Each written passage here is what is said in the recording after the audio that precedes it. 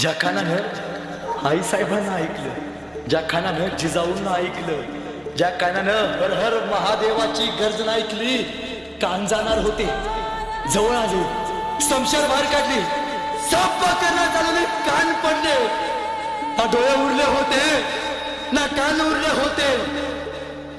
होते फक्त फक्त या मातीसाठी बलिदान द्यायला श्वास रूपी दे. अरे कोणी सोसावं? महाराज मनोमन म्हणाले, आई 2 वर्षाच्या असताना निघून गेलीस ग तू सोडून.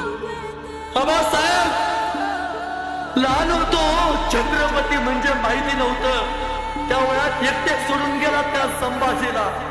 बघा ना तुमच्या संभाजीचा हाल काय केलंय, भूतासारख्या अवस्था केल्या हो तुमच्या संभाजीची.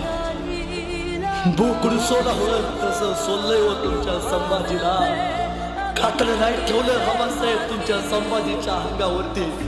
तुम्ही म्हणायचा माझा लोक सूर्यासारखा जेवढा गरम आहे, खोबरासारखा तेवढाच नरम आहे, मोत्यासारखा मऊ आहे माझा संभाजी, रयतेचा लोक आहे माझा.